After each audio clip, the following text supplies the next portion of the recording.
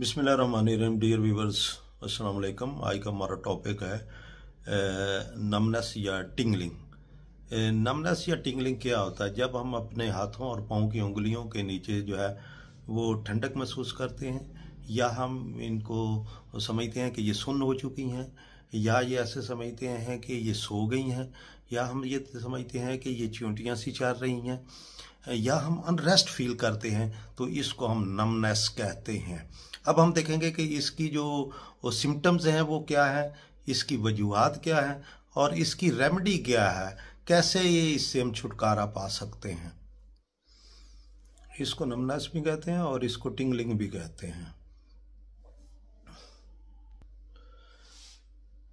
Numbness या tingling आर्जी भी हो सकती है और मुस्तकिल भी हो सकती है। आर्जी कैसी हो सकती है? आर्जी ऐसा ही है कि जब आप कहीं पर सोए हुए हैं, किसी सख्त जगह पर सोए हुए हैं, या कोई बाजू आपके कंधे के नीचे आ गया है, या आपका हाथ जो है आपके सर के नीचे आ गया है, या आपका पाँव जो आपके वजन के नीचे बैठे हुए आ गया है, तो उस वजह से जो है जब आप खड़े होते हैं या उठते हैं तो आपका हाथ सोया हुआ आपको महसूस होता है, आपका बाजू सोया हुआ महसूस होता है, या आपका जो ये नीचे पाँव आ गया था आपको वजन नीचे, तो वो आपको जो है वो सोया हुआ नज़र आता है या महसूस होता है। तो इसे हम जो है वो आर्जी नमनेस कहेंगे। और ये 2-3 मिनट के बाद जो है ये ठीक हो जाता है और बंदा रिकवर हो जाता है। ये आर्जी तौर पर होता है। और ये जो है अमूमन जो है वो नर्व्स के दब जाने की वजह से होता है, किसी भी नर्व्स के दब जाने की वजह से होता है, जो कि आर्जी तौर पर होता है और ये ठीक होता है। मुश्किल क्या होता है? ये किसी जगह पर चोट लग जाने की वजह से, या किसी जगह पर जिस्म के किसी हिस्से में जो है वो नर्व्स के दब जाने की वजह से, हड्डी के बढ़ जाने की वजह से जो है वो आपको महसूस होता है। या ऐसा भी हो सकता है, ये ज़्यादातर जो मुस्तकिल तौर पर देखा गया है, जो यही लोग हैं जिनकी उम्र ज़्यादा है, 50+ पे जब बंदा जाना शुरू होता है, तो उस वक्त पाँव के अंदर, क्योंकि जो खून का प्रेशर है हमारे नर्व्स के अंदर, वो प्रेशर जो है वो सबसे जो कम महसूस किया जाता है वो पाँव और हाथों की उंगलियों में फील किया जाता है। और अमूमन जो है वो पाँव की जो उंगलियां, वहाँ पर जो है वो जो है पाँव की उंगलियां जो है सुन्न होती हुई नज़र आती हैं, महसूस होती हैं।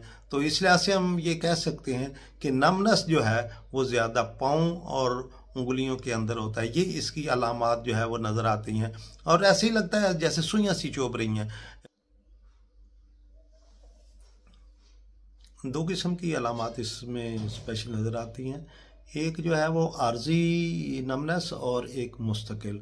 आर्जी नमनेस वो होता है कि जब आप कहीं अपने कंधे के नीचे आपका हाथ आ जाता है और आप सोए हुए होते हैं, या आपका जो है वो बाजू किसी वजह से आपके सर के नीचे होता है, या आप जब नीचे, जैसे हम पंजाबी में पलेथी मार के कहते हैं बैठना, या नमाज के दौरान जब अत्तहियात में आप बैठते हैं तो आपका पाँव जो है वो नीचे आ जाता है, तो उस वक्त जब आप खड़े होते हैं तो आपको सुइयां सी महसूस होती हैं, चुभनी। और ये परमानेंट नहीं होता, ये आर्जी होता है। 1-2 मिनट के बाद बंदा रिकवर हो जाता है, तो इसे हम आर्जी नमनेस कहते हैं।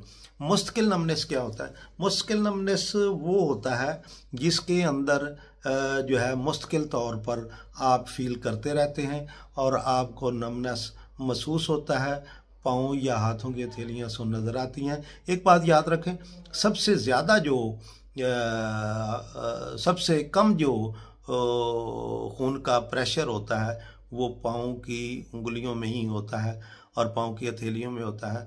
जब आपके पाँव जो हैं वो सुइयां चुभती हुई आपको महसूस हों, या आपको ठंडक सी महसूस हो, या सोए हुए सुन्न नज़र आएँ, तो इसकी वजह जो है वो कई एक सिम्टम्स हो सकते हैं जो परमानेंट तौर पर या मुश्किल तौर पर हो सकते हैं।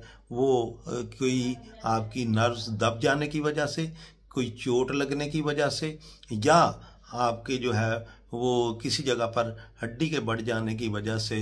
अगर वहाँ पर या पाँव की या हाथों की हथेलियों में नमनेस महसूस होता है, तो इसका मतलब ये है कि ये मुस्तकिल तौर पर है। अगर ऐसा होता है कि हड्डी बढ़ जाती है या चोट लग जाती है तो इसका मतलब ये होता है कि ये मुस्तकिल तौर पर है। और ऐसा भी हो सकता है कि ये नमनेस आपकी गर्दन के पीछे भी आपको महसूस हो सकती है और आपकी टांगों में भी महसूस हो सकती है। और इसकी वजूहात क्या होती हैं? इसकी वजूहात जो है वो वजूहात बहुत सारी हैं, लेकिन चंद एक को यहाँ पर हम डिस्कस करेंगे। ये कोलेस्ट्रॉल के बढ़ने की वजह से भी हो सकती है, ये यूरिक एसिड के बढ़ने की वजह से भी हो सकती है, ये ट्राइग्लिसराइड के बढ़ने की वजह से भी हो सकती है, ये शुगर के बढ़ने की वजह से भी हो सकती है। अब हम देखेंगे कि इसकी रेमेडी क्या है, हम इस पर कैसे काबू पा सकते हैं, ये कैसे हम इस पे काबू पा सकते हैं और ये मर्ज जो है इसको ख़त्म कर सकते हैं। ये हम पे डिपेंड करता है कि हम कैसे इसे हम सीरियस लेते हैं। याद रखें आगे चलकर यही जो नमनेस है ये आगे जाकर आपका हार्ट अटैक और फालई का बैस बन सकती है। लिहाजा आपको शुरू से ही इसे कंट्रोल करना है और वो चीज़ें जिनसे ये जो है नमनेस में इजाफा होता है उनको आपने कंट्रोल करना है। स्पेशली आपका यूरिक एसिड, आपकी शुगर, आपका कोलेस्ट्रॉल, इन चीज़ों को आपने कंट्रोल करना है। और साथ ही ट्राइग्लिसराइड जो है अगर किसी का बढ़ा हुआ है तो उसको आपने कंट्रोल करना है। अगर आप इन पे काबू नहीं पाते तो फिर आगे चलकर ये आपके लिए ख़तरनाक होगा। इसके अलावा हमें क्या करना चाहिए? इससे छुटकारा हासिल करने के लिए आपको जो है वो वर्जिश करनी है हल्की फुल्की सी। इसके अलावा आपको वॉक करनी है 1 घंटा, कम से कम 1 घंटा वॉक करें, अपना लाइफस्टाइल चेंज करें और कम खाएं। और वही बात हज़ूर पाक सल्लल्लाहु अलैहि वसल्लम का जो हुक्म है, जो उनकी सुन्नत है, कम खाना। कम खाएंगे तो आपकी सेहत जो है वो अच्छी रहेगी।